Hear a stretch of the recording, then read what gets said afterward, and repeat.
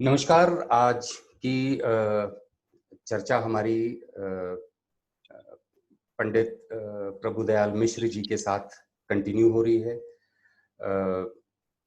एक वीडियो पंडित जी का पहले ही आ चुका है और आप लोगों ने उसको देखा भी, सराहा भी। कुछ कमेंट्स भी मैंने देखे, बहुत ही अच्छे कमेंट्स थे।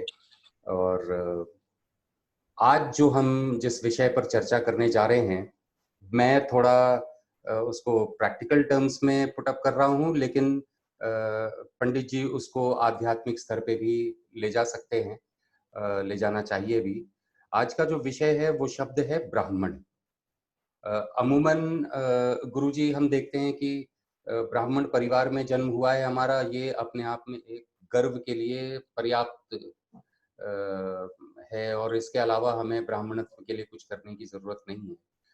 अच्छा, मुझे कई बार ऐसा लगता है कि ब्राह्मण होना इतना आसान नहीं है, ये सिर्फ जन्म आधारित नहीं है।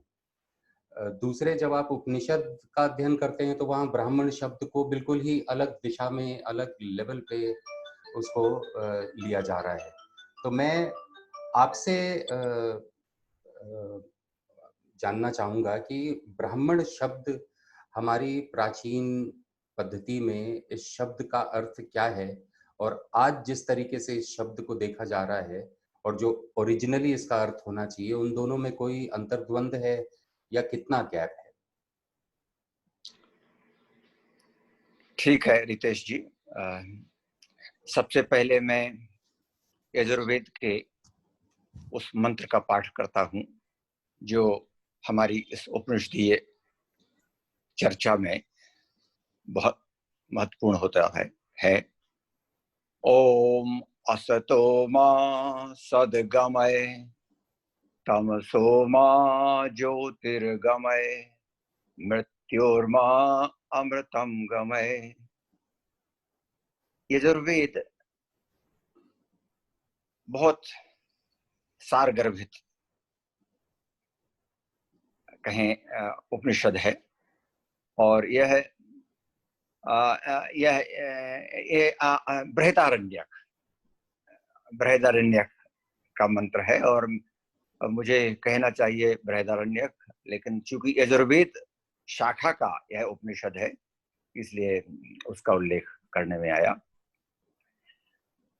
असतो मां सद्गमय तमसो मां ज्योतिर्गमय मृत्योर्मा अमृतम गमय। हमारी जो अध्यात्म दर्शन की यात्रा है, जीवन की यात्रा है, चिंतन की यात्रा है, उसके ये 3 सोपान हैं। संपूर्ण जीवन का सत्य इनमें प्रकट हुआ है। असतो मां सद्गमय, असत से मां जो है यह निषेधात्मक है। नो अंग्रेजी में होता है, ना हिंदी में होता है, लेकिन मां परामर्श जनक है, परामर्श जन्य है, रोक नहीं रहा है ऋषि। असतो मां, असत नहीं, सत की ओर हम जाएं, हमें ले जाएं। असतो मां सद्गमय तमसो मां ज्योतिर्गमय, अंधकार से प्रकाश की ओर, मृत्योर मां अमृतम गमय, मृत्यु से अमृत। तो ये समझें कि हमारे उद्भव, विकास और हम यदि अंत कहना चाहें जीवन का, लक्ष्य कहना चाहें जीवन का, तो उनका संकेत इसमें मिलता है। बृहदारण्यक का मुझे इसलिए स्मरण आया जब आपने इस विषय पर चर्चा की, तो इसमें यह प्रसंग बहुत रोचक रीति से आता है। जो ब्राह्मण है ब्रह्म से समुत्पन्न है, इसे हम माने, क्योंकि ब्रह्म जानाति सब ब्राह्मण है। ये तो ब्रह्म के संबंध में, इस संबंध में हम विचार कर लें। बृहदारण्यक उपनिषद में बड़ा उत्तम प्रसंग एक आता है। महाराज जनक ने एक अनुष्ठान आयोजित किया उसमें 1000 गायों को स्वर्ण श्रृंग मंडित कर उन्होंने यज्ञ स्थल में बांधा। और सूत्र यह था कि देश में जो ब्रह्म तत्व का जानने वाला हो, जिसे ब्रह्म ज्ञान प्राप्त हो, वह उन गायों को ले जा सकता है। इस सभा में संपूर्ण देश से विद्वान, मनीषी, शास्त्रज्ञ एकत्रित हुए। लाहियायनी भुज्जू, आरुणि उद्दालक, याज्ञवल्क, गार्गी। तो जब याज्ञवल्क जी इसमें पहुंचते हैं तो उसमें वर्णन आता है, याज्ञवल्क ने अपने शिष्य सामश्रवा को कहा, पुत्र गायों को हाँक ले चलो। तब उस सभा के और जो ब्राह्मण थे, विद्वान थे, वो सब खड़े हो गए। उन्होंने क्या कहा कि क्या आप ब्रह्मज्ञानी हैं, जो इस तरह से इस अधिकार पूर्ण रीति से कह रहे हैं कि गायों को हाँक ले चलिए। तो याज्ञवल्क ने ये कहा, ब्रह्मज्ञानी को तो मेरा प्रणाम है, नमस्कार है। हाँ, हम गायों की इच्छा वाले हैं, इसलिए गायों को ले जाने के लिए मैंने शिष्य से कहा है। तथापि आप में से जो भी प्रश्न करना चाहता हो, जो भी कुछ कहना चाहता हो, वह प्रश्न करे, मैं उसके उत्तर दूंगा। तो इस सभा में एक के बाद एक 8 ऋषियों ने, विद्वानों ने, आर्तभाग, लाहियायनी भुज्जू, आरुणि उद्दालक आदि सभी ने इनसे प्रश्न किए और इन्होंने सबका समाधान किया। बाद में गार्गी, जो परम विदुषी थी, गार्गी खड़ी हुई। गार्गी ने एक बार प्रश्न किए, उसमें उन्होंने कहा, सामान्य जो क्रम बनता है कि पृथ्वी किससे आवृत है, फिर इसके ऊपर कौन है, चंद्रमंडल के ऊपर कौन है, सूर्य मंडल के ऊपर कौन है, फिर वो ब्रह्मलोक तक गए। और जब उन्होंने कहा कि ब्रह्म लोक के परे क्या है, तब याज्ञवल्क ने कहा, यह अति प्रश्न है, अति प्रश्न नहीं करते तो मौन हो जाओ। और वो मौन होकर बैठ गई। इसके बाद फिर आरुणि उद्दालक ने प्रश्न किया। फिर अंत में गार्गी एक बार उठकर खड़ी होती है और उस समय वो कहती है कि मैं अपने निसंग तर्कस से ऐसे 2 अचूक तीर लेकर के यहाँ खड़ी हुई हूं, जो अपने लक्ष्य का भेद करते ही हैं। यह लक्ष्य भेद मैंने याज्ञवल्क के ज्ञान की परीक्षा के लिए अपने सामने रखा है। तो उसमें उन्होंने कहा कि यदि इन 2 प्रश्नों के उत्तर इन्होंने याज्ञवल्क जी ने दे दिए, तब मैं ये मान सकूंगी कि ये ब्रह्मज्ञानी है। और उसमें उन्होंने जो प्रश्न किए, गार्गी ने उन प्रश्न का मैं उल्लेख करना चाहता हूं, क्योंकि बड़े रोचक हैं।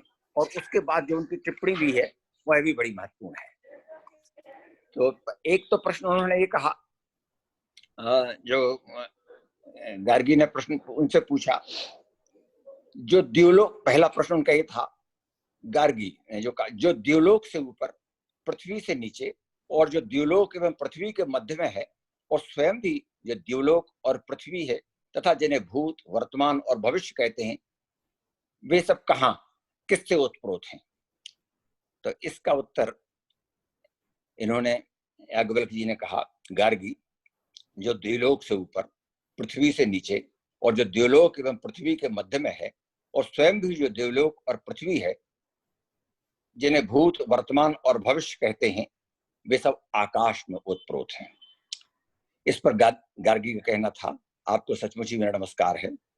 अब मैं दूसरा और अंतिम प्रश्न आपसे यह पूछती हूँ कि आकाश अंततः किसमें ओतप्रोत है।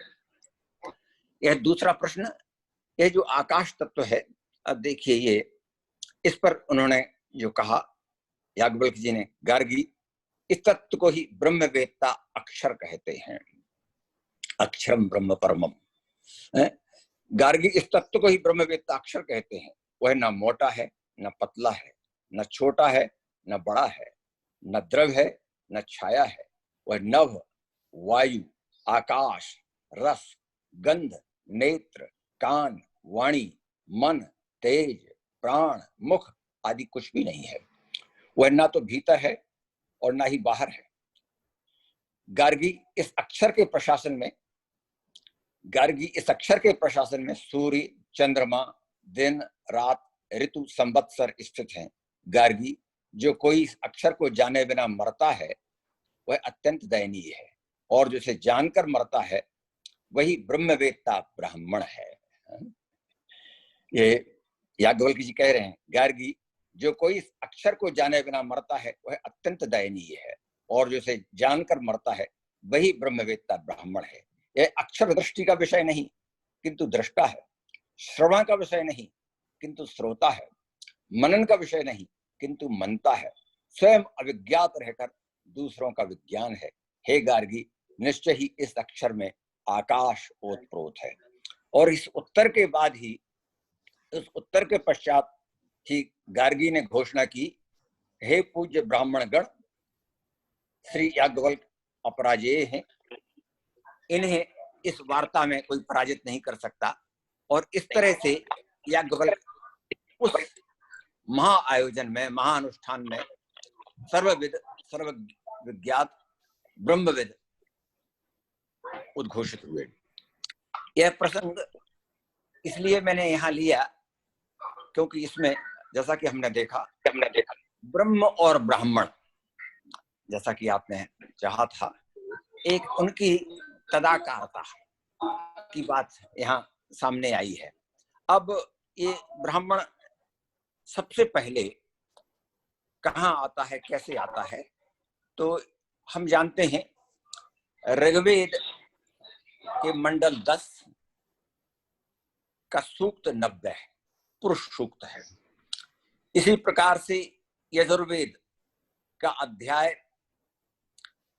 31 पुरुष सूक्त है, और अथर्ववेद में भी यह पुरुष सूक्त आता है, फिर तैत्तिरीय संहिता में भी है।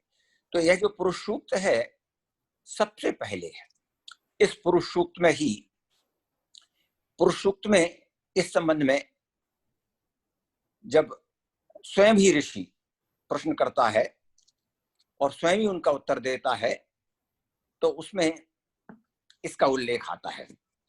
ये जो मंडल 10 का सूक्त 90 है, उसमें ये जो मंत्र, इसमें मंत्र यजुर्वेद के और ऋग्वेद के मंत्र क्रम में थोड़ा सा अंतर आता है। इसमें जो मंत्र है 11वां मंत्र, यजुर्वेद का 11वां मंत्र ये कहता है, यत् पुरुषम विदधु कथिता विकल्प्यन। वह जो पुरुष था, परम पुरुष था, उसको उसकी परिकल्पना किस रूप में की जानी चाहिए, किस रूप में की जा सकती है, किस रूप में ब्रह्म को समझा जा सकता है। जो परम पुरुष था, यम यत् पुरुषम विदधु कतिधा विकल्पन मुखे किम स्यासीत किम बाहु किम उरु पादो उच्यते। उसका मुख क्या है, उसके बाहु क्या है, उसके पांव क्या है। तो इसके संबंध में पुरुष सूक्त में वेद का ऋषि कहता है, ब्राह्मणो अस्य मुखमासीत बाहु राजन्या कृता उरु तदस्य वैश्या पद्भ्याम शूद्रो अजायत। यह जो मंत्र है ऋग्वेद का, हमारे संपूर्ण भारतीय वैदिक और उत्तरवर्ती वाङ्मय में पूर्ण प्रतिष्ठा प्राप्त है, सतत निरंतर स्मरणीय है। यहाँ तक कि हम देखते हैं कि श्रीमद् भागवत में वर्णन आता है कि जब ब्रह्मा जी से देवताओं ने भगवान के अवतार की कामना की, भगवान का आवाहन किया, तो उसमें उल्लेख आता है कि इस पुरुष सूक्त के मंत्र से ही भगवान का आवाहन किया गोलोकवासी श्री कृष्ण का, उनका स्मरण किया। ये लेकिन इसमें इस मंत्र को भारी, इसके संबंध में लोगों में विभ्रांति है और इसको बहुत गलत समझा गया है, बहुत गलत व्याख्याएं की गई हैं इसकी जहां तहां। इसे लेकर के मैं कुछ बताना चाहता हूं और ये जानना बहुत आवश्यक है, क्योंकि इसमें पुरुष सूक्त में जो ब्राह्मण की बात आई है, तो ये इसमें कोई श्रेष्ठता का जैसे प्रतिपादन कोई करना चाहे या वर्ण विभाजन की बात देखना चाहे, तो वैसा वर्ण विभाजन नहीं है। इसमें एक तो जाति से वर्ण को समीकृत नहीं किया जा सकता। वर्ण अलग है, जाति अलग है। जाति तो ये पूर्व जन्म जाति स्मरण उसे कहते हैं। जाति जैसे जाति स्मरण जैसे पूर्व जन्म का याद हो, तो जाति का जिस संबंध जन्म से है, वर्ण जो है व्यवस्था है। और जिस तरह से समाज में, प्रशासन में, जीवन में, राज्य में, देश में, हर जगह एक कार्य की व्यवस्था होती है, ठीक जीवन की व्यवस्था होती है, एक नियमावली होती है, वैसी व्यवस्था के लिए ये वर्ण, चाहे हमारे वर्णाश्रम हो और चाहे चतुर्वर्ण हो, 4 आश्रम और 4 वर्ण हो, इसमें जो बहुत महत्वपूर्ण बात आती है। अब ये कहते हैं तो बड़ी सुंदर चौपाई, सुंदर तुलसीदास जी ने ही उसमें रामचरितमानस में अयोध्या कांड में ही जब भरत जी को समझा रहे होते हैं, तब वो समझाया उन्होंने कि मुखिया मुख सोच चाहिए, खान पान का एक, पाले पोसे सकल अंग, तुलसी सहित विवेक। ये जो मुख है, अगर न्याय प्रियता का सबसे अच्छा उदाहरण, समानता का सबसे अच्छा उदाहरण कहीं हमें देखना है तो एक मुख से ही देखा जा सकता है।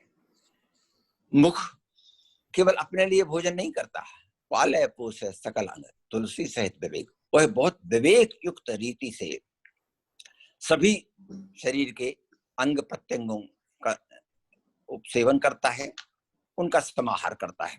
तो इस तरह से यह समाज में कोई ऊंच नीच का बंटवारा नहीं है।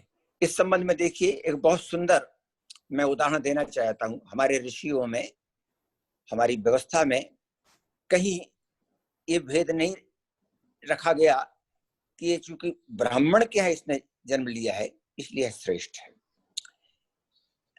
अन्य जातियों में भी किसी ने यदि जन्म लिया तो उसे भी ऋषित्व प्राप्त हुआ। इसमें देखिए उदाहरण, कितने उदाहरण हमारे इसमें आते हैं।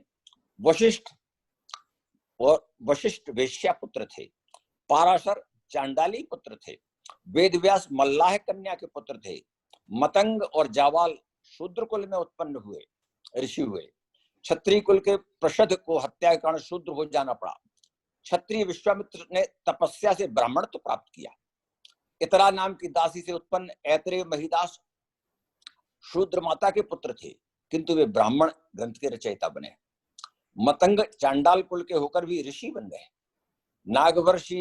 नागवर्गीय अर्बुद ने वैदिक सूक्तों को रचा। इसी तरह दीर्घतमा उशिज नामक दासी और कक्षीवान इलूष नामक दासी से उत्पन्न हुए। असुर कुल की स्त्री से उत्पन्न त्वष्टा पुत्र विश्वरूप देवताओं के पुरोहित बने। कन्नु पुत्र वत्स का जन्म भी असुर माता से हुआ है। इतने सब उदाहरण हमारे यहाँ है। इसलिए जो इसको देखते हैं और इस व्यवस्था में आकर के जो कहने लगते हैं कि हमारे ये बंटवारा लोगों में, समाज में, जाति में किया गया है, यह वैदिक व्यवस्था ने उचित नहीं किया। वे इस न्याय प्रियता, न्याय संगतता और इस वैज्ञानिकता को नहीं देखते। एक बड़ी सुंदर बात मुझे अभी स्मरण आती है। यजुर्वे इसका बृहदारण्यक उपनिषद का ही एक बड़ा सुंदर प्रसंग है। उसमें ये प्रसंग आता है कि याज्ञवल्क्यस्य द्वैभार्या बभूव कात्यायनी मैत्रेयी च। उसमें वर्णन है याज्ञवल्क्य की 2 पत्नियां थीं, कात्यायनी और मैत्रेयी।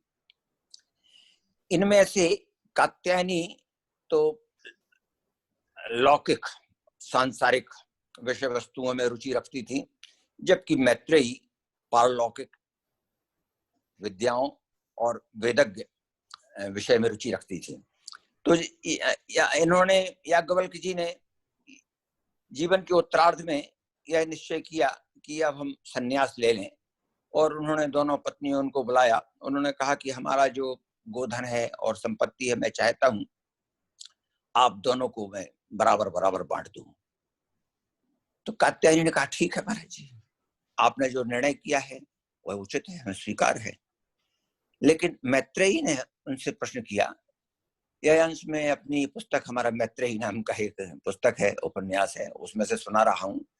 तो मैत्रेयी ने प्रश्न किया कि महाराज जी ये बताइए कि यदि हमने यह संपत्ति आपसे ले ली तो इससे क्या मुझे अमरत्व प्राप्त हो जाएगा, हमको ब्रह्म ज्ञान प्राप्त हो जाएगा?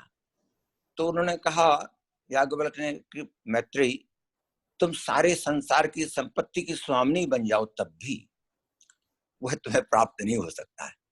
तब उन्होंने कहा, एनाहम अमृतस्याम तेनाहम किम कुर्याम। जिससे मुझे अमृतत्व प्राप्त नहीं होगा उसका मैं क्या करूं? यह हमारी संपत्ति का भाग हमारी इन बहन जी को दे दीजिए, बड़ी बहन जी को, और हमें ब्रह्म ज्ञान दीजिए। इस समय जो आरंभ में कहा उन्होंने, बहुत प्यारा। उन्होंने, याज्ञवल्क्य जी कहते हैं, ना वारे पत्यु कामा है पति प्रियो भवति, आत्मनस्तु कामा है पति प्रियो भवति। ना वारे जायै कामाय जाया प्रिया भवति, आत्मनस्तु कामाय जाया प्रिया भवति।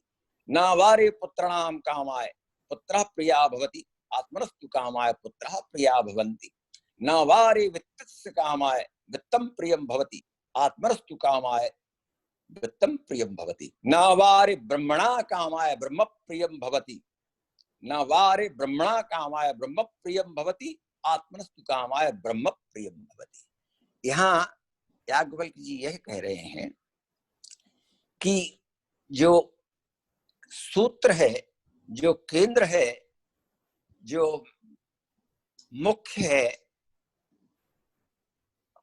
ध्यातव्य, ज्ञातव्य और हमारे बोध का केंद्र, वह आत्मा है, वह आत्म काम है। उन्होंने कहा, सीधी बात समझें इसका, कि पति इसलिए प्रिय नहीं होता कि वह हमारा पति है एक पत्नी को, बल्कि आत्मनस्तु काम आए, अपने लिए, क्योंकि मेरा पति है। इसी तरह से पति को पत्नी इसलिए प्रिय नहीं होती कि मेरी पत्नी है, आत्मनस्तु काम आए, मेरे लिए। तो मैं क्या है, यह बहुत महत्वपूर्ण है। उधर जो हमने आरंभ में प्रार्थना की थी, अस्तो मा सतगम है, यह वो सत तत्व है। नास्तो विद्यते भाव न भाव विद्यते सता, जिसके संबंध में गीता के दूसरे अध्याय में भगवान श्री कृष्ण कहते हैं, नास्तो विद्यते भाव न भाव विद्यते सता। असत का कोई भाव ही नहीं है और सत का कोई अभाव नहीं है। तो जिसका कोई भाव नहीं है, जिसका कोई अस्तित्व नहीं है, जो केवल इल्यूजन है, वह हमारे लिए कैसे महत्वपूर्ण होगा? क्यों महत्वपूर्ण होना चाहिए? और मात्र जो है, यानी जो सत्य है, जो आत्म तत्व है, जो ब्रह्म तत्व है, वह संपूर्ण है।